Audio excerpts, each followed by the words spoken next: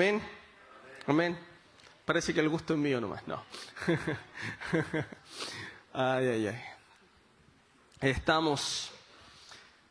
Partimos una nueva serie. Ya fue informada a través de nuestras redes sociales. Se llama Compasión. Amó a los suyos hasta el fin. Y estuvimos conversando ahí con el equipo creativo, largas horas de discusión y buscando. Y vimos que nos acercábamos a la Santa Cena, perdón, Semana Santa. Y dijimos, ¿por qué no hacer una pequeña serie antes de entrar a la otra que nos va a llevar un buen tiempo? Una pequeña serie respecto de este caminar de Cristo, la última semana de Cristo de vida, de ministerio, antes de su crucifixión y posterior resurrección. Entonces, lo que vamos a ver en estos sermones, lo estoy partiendo en el día de hoy, y en los próximos hasta llegar al domingo de Semana Santa, veremos algunas escenas primordiales, porque hay varias escenas o varios registros de la última semana, pero vamos a ver algunas escenas que hemos seleccionado que creemos importante repasar y volver a estudiar. Entonces, esta es como el paraguas, por decirlo de alguna forma, que nos va a tener todo este mes de marzo. Es una pequeña, muy pequeña, pero precisa serie de predicaciones. Así que vamos a estar, me estaba acordando, vamos a estar compartiendo ahí una lámina muy interesante respecto de los sucesos que tiene la última semana de vida de Cristo, de vida y ministerio. Entonces, con esa breve introducción respecto de la serie, acompáñeme al libro o al Evangelio de Juan, capítulo 2, verso 13 al 22, y como dice ahí la lámina, dice como título de este mensaje, de este primer mensaje de la serie, la limpieza del templo. ¿Se recuerdan esa escena? Conocida por muchos. Ahí también algunos entran en alguna especie de controversia, lo voy a mencionar desde un inicio, porque el apóstol Juan, él deja registrado esta limpieza en el capítulo 2. Y si uno lee la vida de Jesús, a partir de Juan, uno pudiera entender que esta limpieza fue al inicio de su ministerio. Y en cambio, los evangelios sinópticos, Mateo, Lucas y Marcos, lo registran al final, ¿ya? Hay una controversia ahí. Nosotros tomamos este texto porque es el texto que nos da mayor información. Nosotros creemos que esta limpieza que hace Jesús del templo la hace al final de su ministerio, y Juan registra esto de forma simbólica al principio de su evangelio, ¿ya? Entonces, si usted tiene ahí la Reina Valera, le va a decir abajo en el título donde también está registrado en otros evangelios, y lo va a encontrar más adelante, ¿ya? Así que, dicho eso, es solo una pequeña controversia que no tiene pero absolutamente nada que ver con lo que vamos a leer en el día de hoy y que vamos a ver en el día de hoy, ¿ya? Pero sé que a veces hay más de algún curioso que puede ahí buscar en las redes sociales y lo dejo dicho desde antes. Juan capítulo 2, del verso 13 al 22. Nos ponemos de pie por reverencia a la palabra de nuestro Señor. Ahí Sebastián nos puede ayudar también con las diapos. Dice así: estaba cerca la Pascua de los judíos y subió Jesús a Jerusalén. Y halló en el templo a los que vendían bueyes, ovejas y palomas, y a los cambistas allí sentados.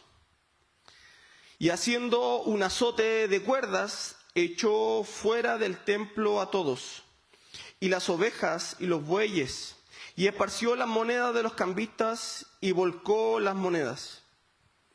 Y dijo a los que vendían palomas: quitad de aquí esto, y no hagáis de la casa de mi padre casa de mercado. Entonces se acordaron sus discípulos que está escrito: el celo de tu casa me consume. Y los judíos respondieron y le dijeron: ¿qué señal nos muestras, ya que haces esto? Respondió Jesús y les dijo: destruid este templo y en 3 días lo levantaré.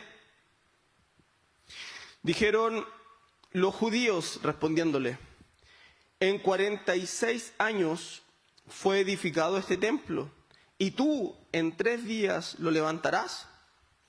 Mas él hablaba del templo de su cuerpo. Por tanto, cuando resucitó de entre los muertos, sus discípulos se acordaron que había dicho esto, y creyeron la escritura y la palabra que Jesús les había dicho. Amén. Tengamos un pequeño momento de oración. Bendito Padre Celestial, te damos gracias, Señor, por tu palabra. Padre, te ruego, Señor, que me asistas con tu Espíritu Santo para poder expresar, Señor, fielmente lo que dice tu palabra. Te ruego, Señor, que seamos edificados como iglesia y que tu nombre sea glorificado. Que podamos entender a cabalidad lo que tú nos quieres decir esta mañana. Ayúdanos, Señor, a comprender, a entender y a poner en práctica tu palabra. Te lo rogamos por Cristo Jesús. Amén. Amén. Tome ahí su lugar. Y ahí como introducción, dice en el primer versículo, dice que se acercaba la fiesta de la Pascua de los judíos. Y esta es una de las 3 fiestas más importantes que tiene el pueblo judío hasta el día de hoy. Y una fiesta sagrada para aquellos que han visto ahí la historia y han visto incluso las películas. La fiesta de la Pascua conmemora o recuerda la salida del pueblo de la esclavitud de Egipto. Recuerden que ahí se come de pie hierbas amargas para recordar lo que habían vivido en Egipto, y tenían que matar un cordero y poner la sangre del cordero en los dinteles de la puerta para que el ángel de la muerte no entrara a su lugar. Entonces ellos celebraban esto porque era un acontecimiento muy importante y lo había liberado Dios, guiados por la mano de Moisés. Entonces, miles, incluso los historiadores dicen que millones de judíos llegaban a Jerusalén a celebrar la Pascua. Tanto así que se señala que un judío cualquiera, hombre mayor de edad, debía, a lo menos en su vida, haber ido una vez a Jerusalén a celebrar una de estas 3 fiestas, sobre todo la Pascua. Entonces, nosotros celebramos la Pascua de Resurrección, y ahí una pequeña aplicación es Jesús, nuestra piedra angular de la fe, que nos libera de la esclavitud, pero no de la esclavitud de cualquier cosa, sino de la esclavitud del pecado, y nos abre camino a la vida eterna, al igual que el pueblo en la época del Antiguo Testamento. Entonces, en el calendario judío, esto es en el 14 o el día 14 del mes de Nisan, por ahí por el 27-28 de marzo. Es el día de la Pascua. Cada familia sacrificaba un cordero y luego lo colocaba y se colocaba un poco de sangre en los postes del dintel. Eso está ahí en Éxodo 12 del 6 al 7. Y según la ley, y esto es muy relevante, todos los hombres varones que vivieran 25 kilómetros de Jerusalén, a una distancia de 25 kilómetros de Jerusalén, estaban obligados a asistir. Hombres varones mayores de edad estaban obligados a asistir. Entonces es en este contexto una fiesta muy importante para el pueblo judío, en que nuestro Señor va al templo. Y cabe señalar que el templo que nos menciona el Evangelio de Juan y los otros evangelios es conocido como el que construyó Herodes, porque él fue el que lo construyó, con un fin político, porque Herodes era romano, griego. Entonces, con un fin político, porque había mucha resistencia, mucha rebeldía, había un grupo ahí dentro de todos los grupos sociales del pueblo judío. Están los fariseos, los saduceos, los macabeos, que son ahí un grupo rebelde. Entonces, Herodes, como buen político y astuto, empieza a congraciarse con el pueblo judío para bajar un poco esta rebeldía y para que ellos pudieran tener ese templo y poder adorar ahí tranquilamente. Entonces, él les construye este templo, básicamente con el motivo de poder congraciarse. Entonces, con esta introducción, no sé si había una diapo ahí, Seba, después de la introducción, para poder comprender un poco. Ahí, lo que está ahí como en un cuadrado rojo, es lo que se le llama el atrio de los gentiles. Es ahí, en ese lugar, donde sucedería esto. Esta escena que estamos viendo, este lugar amplio, es en ese lugar donde se sucede lo que se relata en los evangelios. Es en este lugar donde vamos a ver a Jesús lleno de celo por el templo de Dios. Gracias, Seba. Entonces, nos vamos al primer punto del día de hoy y tiene como título: Jesús enfrenta nuestra religiosidad.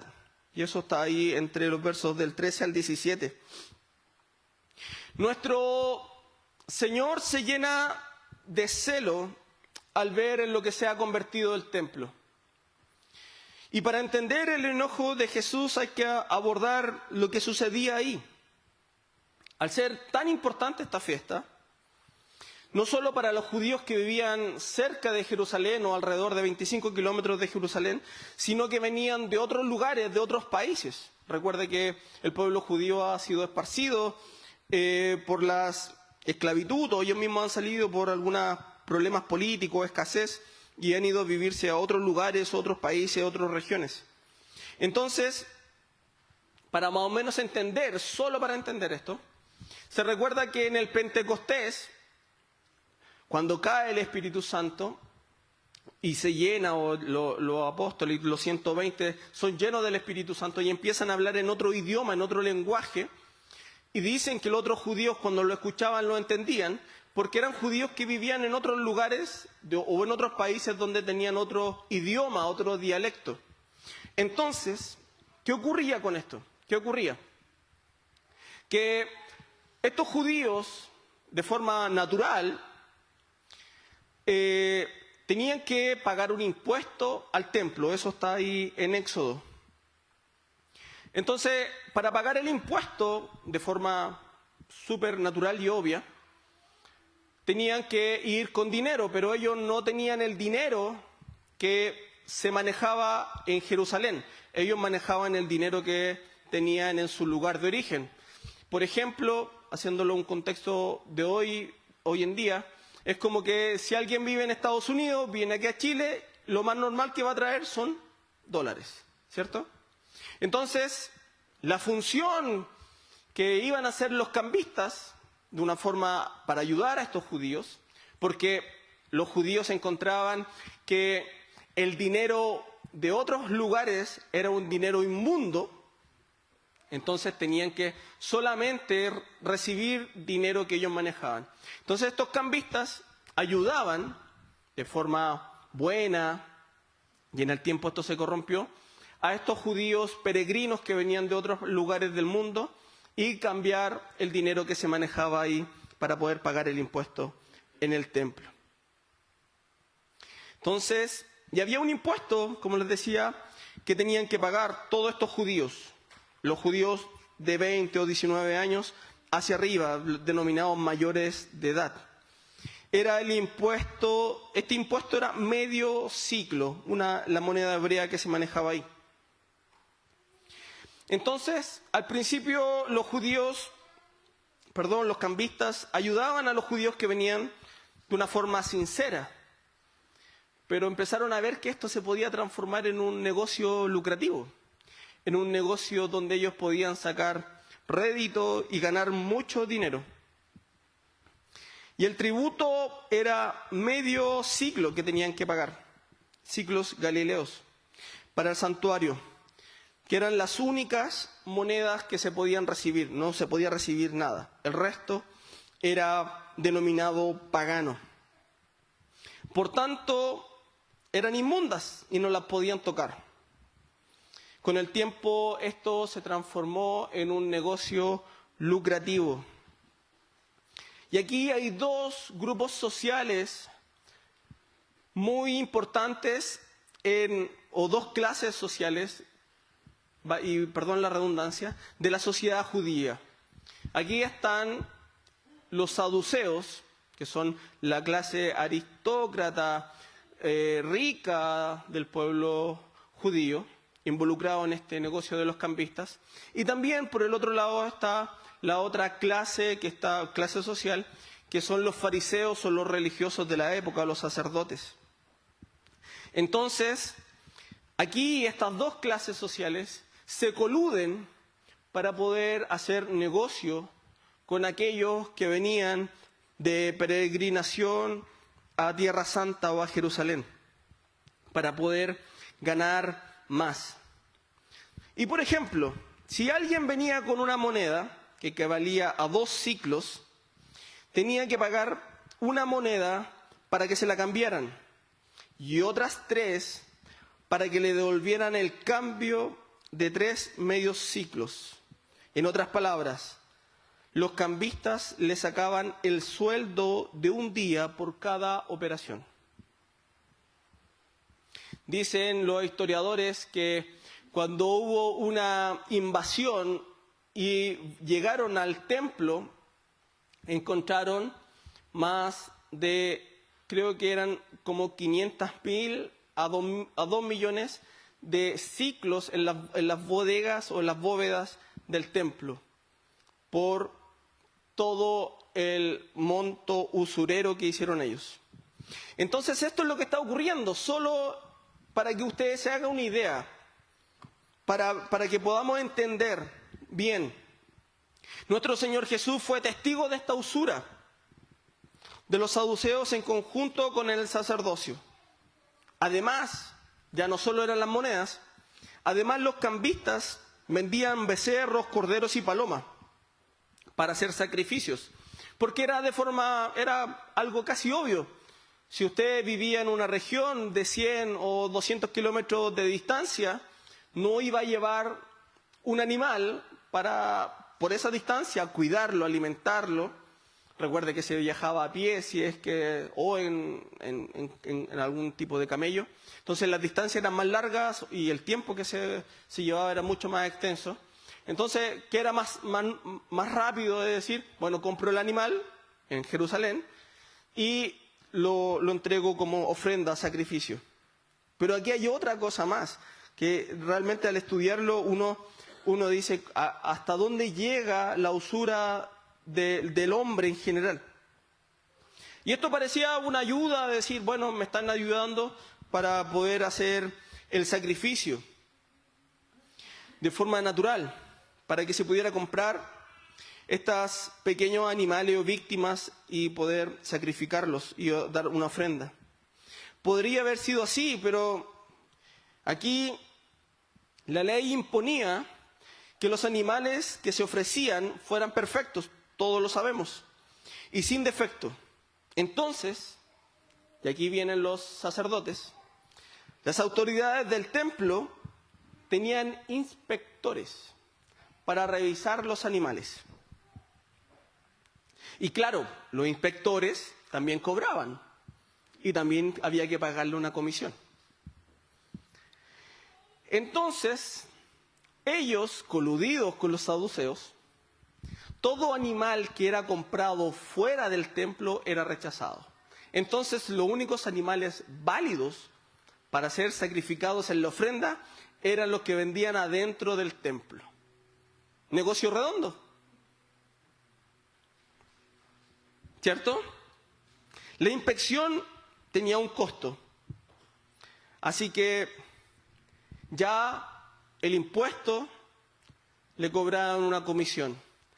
Si quería sacrificar un animal en ofrenda a Dios, le cobraban más caro. Por ejemplo, si una paloma afuera del templo costaba 20, los cambistas se la cobraban a 50 o a 60 dentro del templo.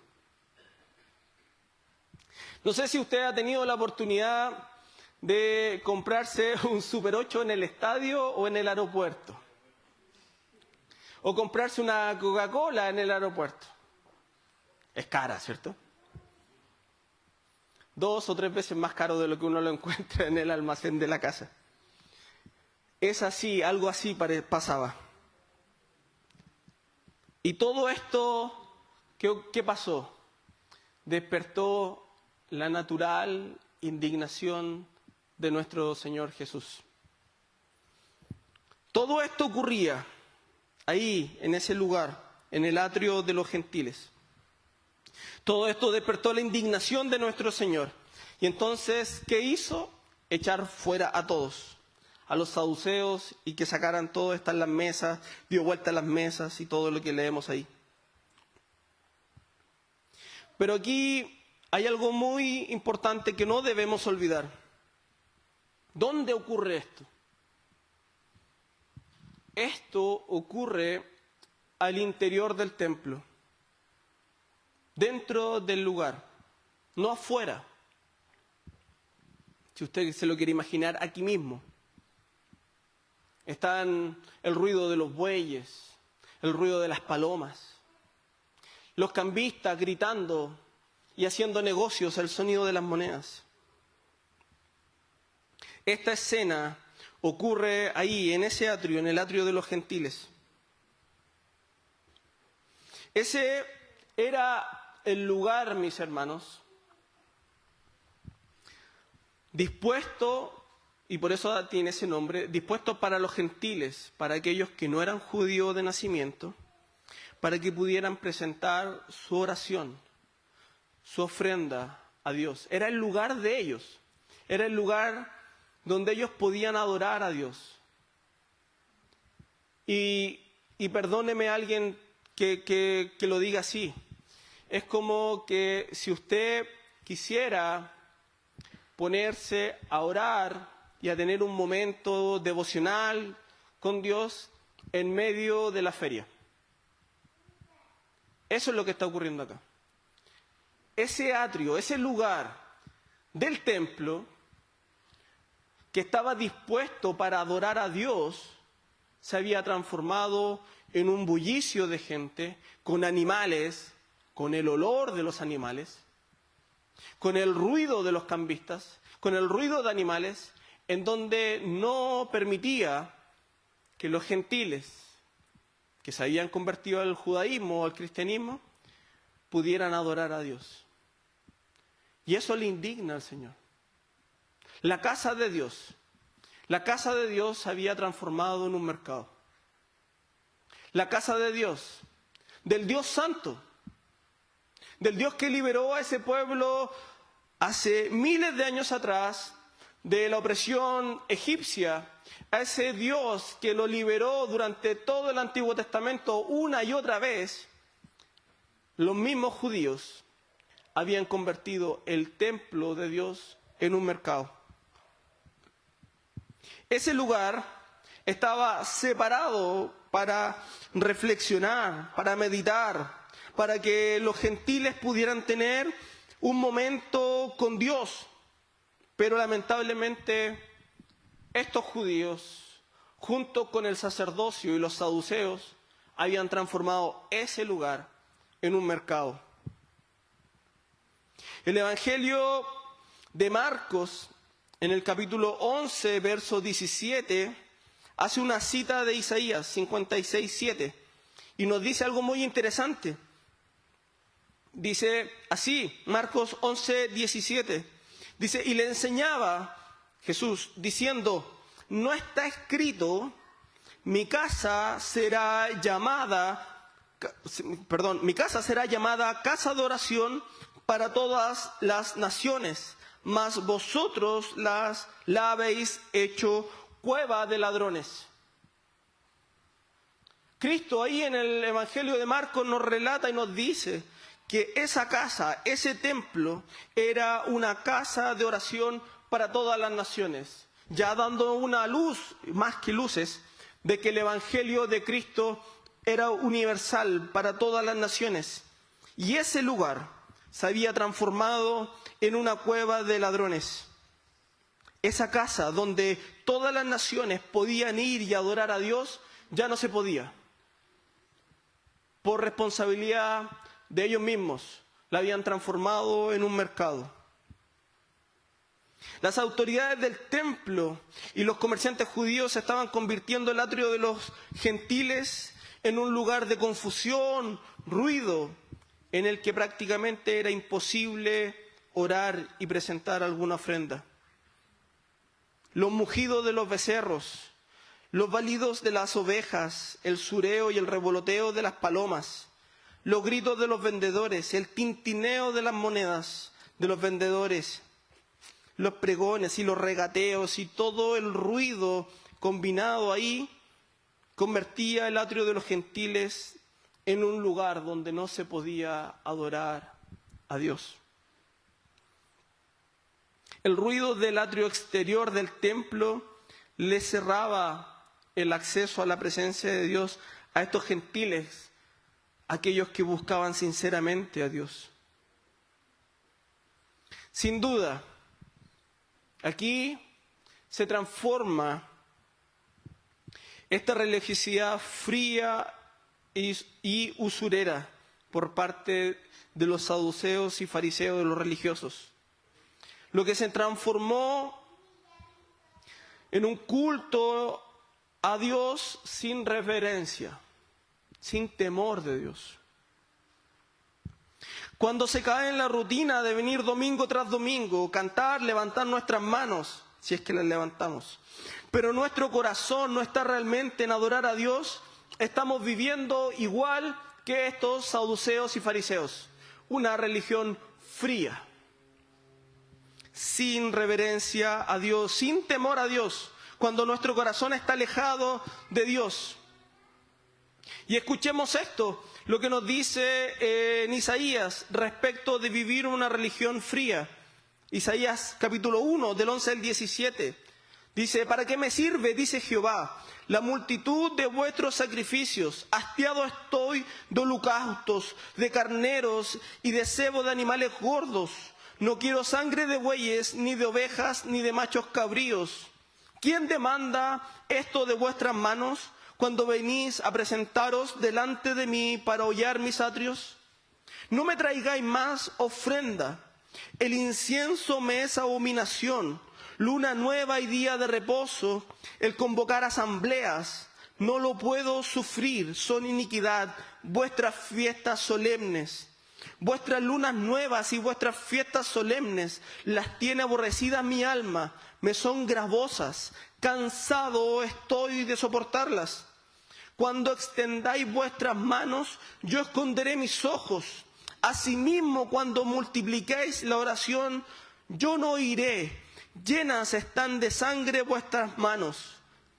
Y responde finalmente Jesús, Dios diciéndole esto, lavaos, limpiaos, quitad la iniquidad de vuestras obras delante de mis ojos, dejad de hacer lo malo, aprended a hacer el bien, buscar el juicio, restituid al agraviado, haced justicia al huérfano, amparad la viuda. Eso pide el Señor. Y hay muchas más citas del Antiguo Testamento respecto de la religiosidad fría, sacrificios vanos. Cómo el pueblo de Dios profanaba el nombre de su Señor. Preocupados por cumplir la ley externamente. Y hermanos míos, hoy día podemos venir a la iglesia todos los domingos, los miércoles, ofrendar, traer nuestras primicias y diezmos. Pero nuestro corazón puede estar lejos de Dios. Y puede estar tan frío como el corazón de esos judíos. El Salmo 51, 16 y 17 nos dice, porque no quieres sacrificio que yo lo daría, no quieres holocaustos. Los sacrificios de Dios, ¿qué son? El espíritu quebrantado. Al corazón contrito y humillado no desprecias tú, oh Dios. La limpieza del templo, hermanos, apunta a derribar la religiosidad y las formas como única garantía externa de estar aptos frente a Dios. Pero Dios nos dice, las formas no me interesan. Lo que me interesa es tu corazón. ¿Dónde está nuestro corazón? ¿Dónde está nuestro corazón? Luego pasamos al siguiente punto. Dice, y tiene por título así, la señal de los judíos y la señal de Jesús. Cuando Jesús derriba todo esto, sus discípulos quedan congelados, quedan ahí impávidos. Y obviamente de forma natural, todos estos cambistas que estaban involucrados, les preguntan a Jesús. Los discípulos se recuerdan de solo un versículo, dice, del celo de tu casa me consume. Y quedaron congelados. Lo único que dijeron y lo asociaron al Mesías. Y los judíos le respondieron, los judíos que eran los cambistas, ¿qué señal nos muestras ya que haces esto? Respondió Jesús, destruid este templo y en 3 días lo levantaré. Si bien los discípulos no hicieron nada porque vieron a Jesús que estaba lleno de celo e ira por el templo de su Padre, el Evangelio de Juan nos indica que ellos solo se acordaron o recordaron el Salmo 69, que se supone, es una referencia al Mesías. Que cuando el Mesías viniera, lo iba a consumir el celo por la casa de Dios. Entonces, por eso los judíos le preguntan a Jesús la señal. El que este versículo le viniera a la memoria era una señal que a los discípulos que estaban dándose cuenta cada vez más que Jesús era el Mesías. Ellos estaban ahí pensando. Recuerde que incluso sus discípulos más cercanos, hasta cuando no vieron a Cristo resucitado, recién ahí le creyeron. Todas estas muestras de Jesús, todos los milagros y todas las señales que hicieron, ellos todavía creían que era un maestro. Recuerden los últimos versículos que leímos, cuando ellos recordaron estas palabras. Ante lo que hizo Jesús, los judíos, que eran los cambistas, su negocio, probablemente reaccionaron porque le están cerrando el negocio, nadie se va a quedar ahí tan tranquilo. Y Jesús les viene a cerrar el negocio y vienen y le preguntan por alguna señal o por qué o bajo qué autoridad él volcaba las mesas. ¿Por qué?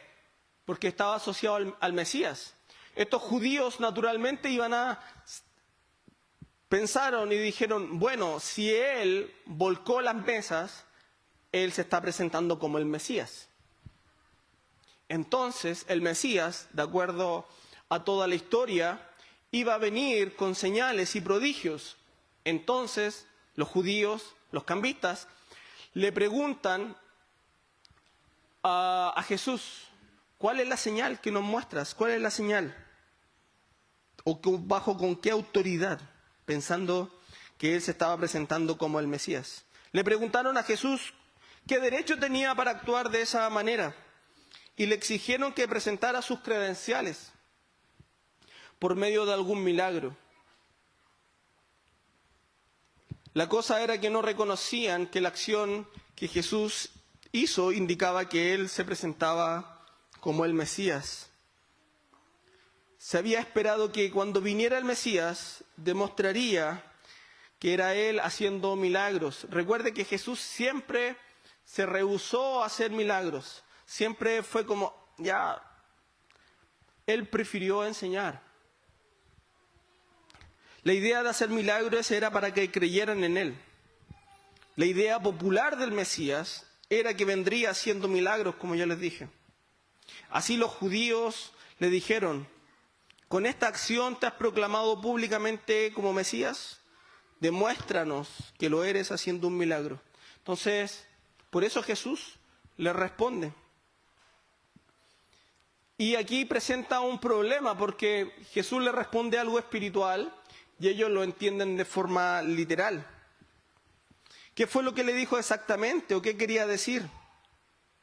Aquí debemos tener presentes los versículos 21 y 22, que contienen la interpretación que Juan mismo nos entrega. Ya no hay mucho, no hay que hacer más que eso. No podía por menos de leer entre líneas en este pasaje ideas que realmente el resultado de 70 años de meditación y experiencia con el Cristo resucitado. Ahí un antiguo escritor, Irineo, dice así: ninguna profecía se entiende del todo hasta después de su cumplimiento. Y es así. Nosotros leemos hoy día el Nuevo Testamento y nos hace mucho sentido el Antiguo. O leemos el Antiguo y vamos al Nuevo Testamento. Nos da luces. Pero si solo tuviéramos el Antiguo nos quedaríamos ahí. ¿Cuándo se cumple esto? ¿Cuándo se cumple esto otro? Entonces, la profecía muchas veces se entiende hasta después de su cumplimiento. Quienes escucharon la respuesta de Jesús la interpretaron de forma literal y no de manera espiritual. Claro está, ellos tenían cerrados sus ojos y sus oídos espiritualmente, estaban ciegos espiritualmente. Y esto, hermanos míos, sucede en Juan 3, en Juan 4 y en Juan 6. Esta declaración literalmente era la predicción de la muerte y resurrección de Jesús. Hoy día nosotros la vemos así, los discípulos también quedaron ahí, ¿qué pasará? Pero hoy nosotros entendemos esto. Y claramente sus discípulos se recordaron de estas palabras cuando vieron a Cristo resucitado. Cuando vieron a Cristo resucitado empezaron, sí, esto hizo por esto. Ahí se cumplió lo que él decía, ahí se cumple la palabra dicha por el profeta. Y empezaron a hacer todo el enlace con Cristo. Empezaron a creer en su palabra, realmente. Con la muerte de Jesús en la cruz del Calvario, aquí se pone fin al sacrificio de los animales. Ya no se requiere esta ofrenda, puesto que Jesús mismo se había sacrificado como el Cordero Pascual, el Cordero sin mancha, sin tacha, el Cordero santo, perfecto. Lo que hizo Jesús en el templo frente a estos dos grupos sociales poderosos de la época era poner una condena de muerte hacia su vida. Los saduceos y los fariseos lo iban a perseguir hasta darle muerte. Y este es el primer día, el día lunes más o menos, algunos lo relatan si uno lo quiere poner en semanas o en días de la semana. El día lunes ocurre esto y el día domingo, o el viernes, perdón, está siendo crucificado y el domingo está siendo resucitado. pone un sello de muerte. Pero ¿le importaba eso a Jesús? ¿Qué le importaba? El templo. Le importaba la adoración. Le importaba la reverencia. Le estaba recordando al pueblo judío que su Dios es santo y que ellos debían santificarse y que ellos debían vivir una vida apartada y no transformar su templo o su iglesia, para traerlo hoy en día, en un mercado. Lo que hace Jesús, sin duda, pone una condena de muerte sobre su vida. Estos dos grupos poderosos van detrás de él para darle muerte. Y Jesús ya nos dio luces, y nos da luces. Si uno sigue el Evangelio de Juan, lo podemos ver en el capítulo 4 del mismo Evangelio. ¿Se recuerda cuando conversa con la samaritana? ¿Qué le dice en Juan capítulo 4 del 21 al 24?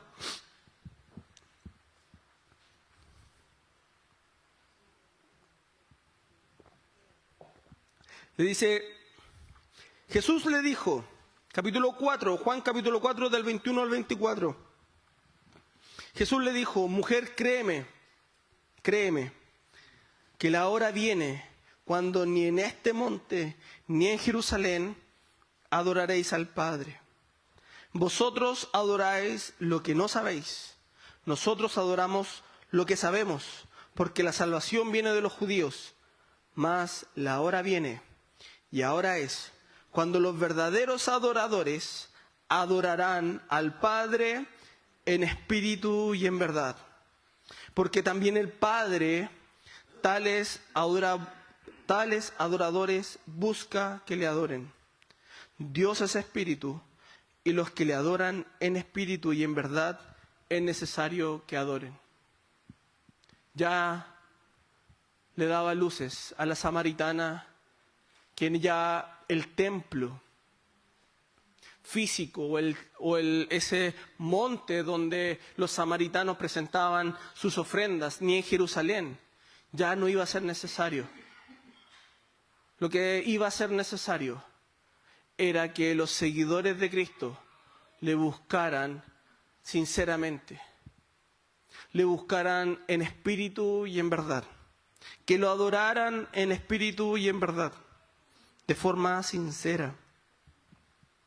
La señal que apuntan los judíos, que tenía que ver con las formas, pero Jesús habla en el fondo, en lo que es importante, del verdadero fundamento que no se encuentra en un templo físico, sino en tener a Jesús como el constructor y fundamento de nuestra vida espiritual.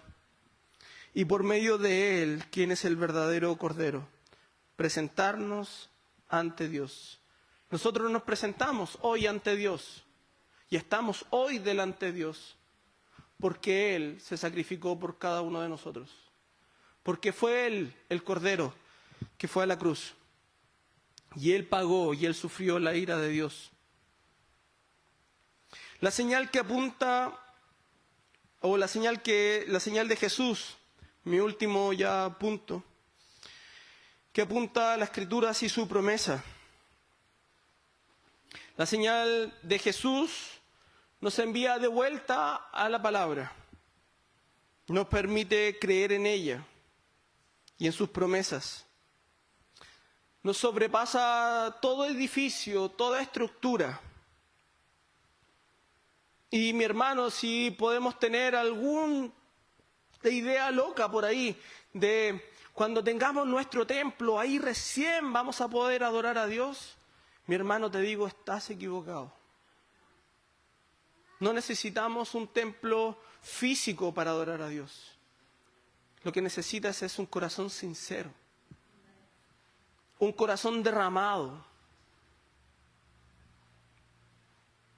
Claro que sí, necesitamos el templo. Es necesario, es importante, pero no más importante que tener corazones derramados y sinceros delante de su presencia.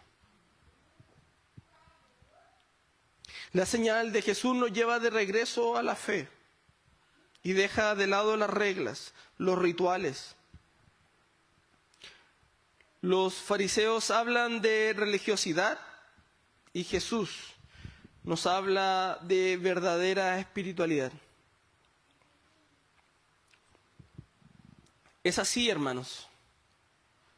Ya concluyendo y terminando este sermón como aplicaciones finales y trayéndolo aquí al día de hoy. El apóstol Pablo a la iglesia de Corinto le dice varias veces en la carta que ellos son el templo de Dios y que el Espíritu Santo mora en cada uno de ellos. Y eso es para hoy, para cada uno de nosotros. Cada uno somos templo de Dios y mora el Espíritu Santo. ¿Amén? ¿Amén? Dígame amén. Dígame amén fuerte porque de verdad esto va a doler. La pregunta, hermanos, si Jesús hoy entrara a nuestro templo, ¿qué encontraría? ¿Un mercado? ¿Bullicio? ¿Mundanalidad? ¿O encontraría un corazón sincero, separado para Dios? ¿Qué encontraría Dios? ¿Qué encontraría Jesús al entrar y navegar en nuestros pensamientos y revisar nuestras redes sociales y nuestro historial de navegación y revisar nuestro historial de Netflix y todo lo que usted sabe? ¿Qué vería? ¿Qué vería Cristo? ¿Vería vidas derramadas? ¿Vidas consagradas? ¿O vería solo una fría religiosidad?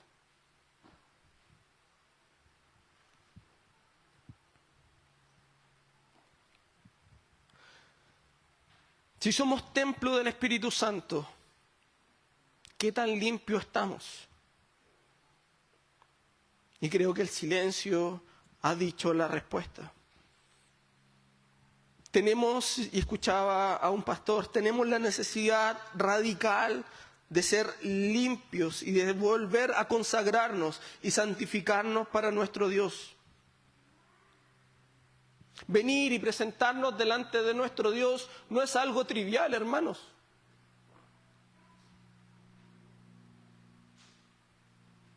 No es algo trivial. No es venir a marcar tarjeta, ya listo, terminé. Nuestra vida está consagrada a Dios. En este día, oremos juntos para que Dios pueda, Jesús pueda venir y limpiar una vez más lo que hay en nuestro corazón. Y pueda sacar todas esas cosas que no pertenecen a Él. Y poder reflexionar cómo está nuestra situación hoy. Invito a mis hermanos de la alabanza a que puedan pasar acá adelante. Y quisiera, hermanos, que nos pongamos en pie y que podamos reflexionar cómo está hoy nuestro templo. Y podamos tener esta oración. Cierra ahí sus ojos, por favor. Y podamos tener esta oración junto con el salmista y decir así: examíname, oh Dios, y conoce mi corazón. Pruébame y conoce mis pensamientos. y ve si hay en mí camino de perversidad y guíame en el camino eterno. Oramos, bendito Padre Celestial. Te damos gracias, Señor, en este día por tu hermosa palabra. Señor, saca y límpianos una vez más. En este camino, Señor, que nos lleva a esta serie. Limpia nuestro templo, Señor, limpia nuestro corazón. Te pedimos perdón, Señor, si nuestra vida se ha transformado en una religión fría, Señor. Si hemos perdido el temor y la reverencia de venir y presentarnos delante de ti, Señor. Si hemos visto por poco tu sacrificio. Ayúdanos, Señor. Límpianos. Límpianos y haznos más blanco que la nieve. Saca, Señor, lo que hay en nuestros corazones. Limpia, Señor, limpia una vez más lo que tengas que limpiar, Señor. Espíritu Santo, muéstranos. Asístenos, Señor, muéstranos, Espíritu Santo, lo que hay que cambiar, lo que hay que sacar. Guarda, Señor, nuestros corazones. Te damos gracias,